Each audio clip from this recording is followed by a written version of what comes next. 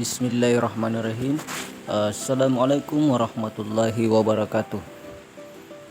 Alhamdulillah, syukur alhamdulillah kita panjatkan kehadirat Allah Subhanahu wa taala. Salam dan salawat kepada Nabi besar Muhammad sallallahu alaihi wasallam. Baik, pada kesempatan kali ini kita akan membahas tentang pernikahan dalam Islam. Nah, pernikahan dalam Islam tentunya menjadi sebuah pembahasan yang utama dalam kesempatan kali ini. Maka ada 3 hal yang akan kita angkat, yaitu yang pertama adalah pengertian apa itu yang dimaksud dengan pernikahan, kemudian yang kedua apa tujuan pernikahan, dan yang ketiga apa hukum pernikahan. Nah, ketiga pembahasan inilah yang akan kita bahas sebentar. Mudah-mudahan akan memberikan manfaat untuk kita semua. Selanjutnya, sebelum kita masuk pada materi inti tentang pernikahan dalam Islam, maka ada beberapa indikator pencapaian harus kita ketahui. Yang pertama adalah menjelaskan tentang ketentuan pernikahan dalam Islam. Yang kedua, menjelaskan pengertian pernikahan itu sendiri. Dan yang ketiga, menganalisis tujuan pernikahan. Dan yang keempat, menjelaskan hukum pernikahan. Baik, kita masuk pada definisi pernikahan. Apa itu pernikahan? Secara bahasa, arti nikah itu adalah mengumpulkan, menggabungkan atau menjodohkan. Kemudian yang kedua, dalam Kamus Besar Bahasa Indonesia, nikah diartikan sebagai perjanjian antara laki-laki dan perempuan untuk bersuami istri dengan resmi. Kemudian menurut syariah, nikah berarti akad yang menghalalkan pergaulan antara laki-laki dan perempuan yang bukan mahramnya, yang menimbulkan hak dan kewajiban masing-masing. Dalam pandangan ini, bahwa pernikahan itu kita bisa simpulkan bahwa sebuah akad atau keikatan perjanjian antara laki-laki dan perempuan, di mana di dalamnya ada ikatan. Dalam ikatan itulah diikat dalam sebuah hak dan kewajiban. Selanjutnya ada tujuan pernikahan. Nah, ini pembahasan yang kedua. Tujuan pernikahan dalam Islam itu ada beberapa hal. Yang pertama adalah untuk memenuhi tuntunan naluri manusia yang asasi.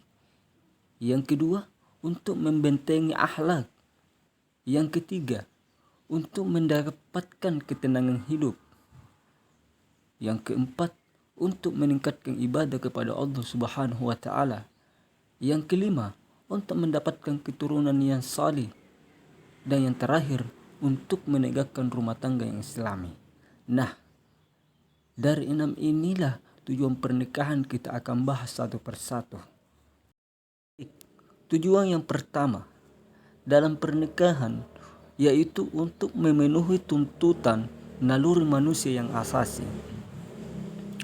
Bahwasanya sebagai manusia yang normal, maka memiliki keinginan untuk menikah. Salah satu naluri manusia itu adalah bagaimana memenuhi naluri itu. Rasulullah Shallallahu Alaihi Wasallam bersabda bahwa wanita dinikahi karena 4 hal: karena hartanya, karena kedudukannya, karena kecantikannya, karena agamanya. Nikahilah wanita karena agamanya, kalau tidak kamu akan celaka. Nah, hadis ini menjelaskan bahwa salah satu tujuan pernikahan yaitu adalah bagaimana kita mampu memenuhi naluri kita sebagai manusia. Nah, naluri manusia salah satunya sebagai seorang laki-laki, maka tentunya ketika ingin memilih calon istri, maka ada 4 perkara yang dia harus ingat. Namun keempat perkara itu yang harus diutamakan adalah agamanya. Tujuan berikutnya dalam pernikahan itu adalah untuk mendapatkan ketenangan hidup. Allah Subhanahu wa taala berfirman, "Dan di antara tanda-tanda kebesarannya ialah Dia menciptakan pasangan-pasangan untukmu dari jenismu sendiri agar kamu cenderung dan merasa tentram kepadanya. Dan Dia menjadikan di antaramu rasa kasih sayang. Sungguh pada yang demikian itu benar-benar terdapat tanda-tanda kebesaran Allah Subhanahu wa taala bagi kaum yang berpikir." Quran surah Ar-Rum ayat 21. Nah, dari ayat ini kita bisa pahami bahwa salah satu tujuan pernikahan itu adalah untuk mendapatkan ketenangan hidup. Nah, karena manusia diberikan yang namanya fitrah bahwa laki-laki memiliki ketertarikan pada lawan jenisnya yaitu perempuan. Begitu pula sebaliknya. Itu adalah merupakan fitrah manusia. Oleh karena itu, ketertarikan itulah yang kita kenal dengan cinta, dan cinta itulah yang melahirkan dengan ketenangan. Maka dengan menikah, maka ketenangan dalam hal cinta akan bisa diraih, karena disitulah sejujurnya sebenarnya bagaimana ketenangan hidup bisa kita dapatkan, yaitu melalui dengan pernikahan. Tujuan berikutnya adalah tujuan menikah yaitu untuk membentengi akhlak. Rasulullah Shallallahu Alaihi Wasallam bersabda, "Wahai para pemuda, barang siapa di antara kalian berkemampuan untuk menikah, maka nikahlah, karena nikah itu lebih menundukkan pandangan dan lebih membentengi farji atau kebaluan. Dan barang siapa yang tidak mampu, maka hendaklah ia berpuasa, saum, karena saum atau puasa itu dapat membentengi dirinya." Kemudian tujuan pernikahan berikutnya adalah untuk meningkatkan ibadah kepada Allah Subhanahu wa taala. Rasulullah Shallallahu alaihi wasallam bersabda, "Jika kalian bersetubuh dengan istri-istri kalian termasuk sedekah." Mendengar sabda Rasulullah, maka para sahabat keheranan dan bertanya, "Wahai Rasulullah, seorang suami yang memuaskan nafsu birahinya terhadap istrinya akan mendapatkan pahala?" Nabi Muhammad SAW menjawab, "Bagaimana menurut kalian jika mereka para suami bersetubuh dengan selain istrinya? Bukankah mereka berdosa?" Jawab para sahabat, "Ya, benar." Beliau bersabda lagi, "Begitu pula kalau mereka bersetubuh dengan istrinya di tempat yang halal." Salah satu tujuan pernikahan adalah bagaimana menyalurkan naluri seks itu bisa disalurkan dengan benar dan tepat. Oleh karena itu, melalui pernikahan, maka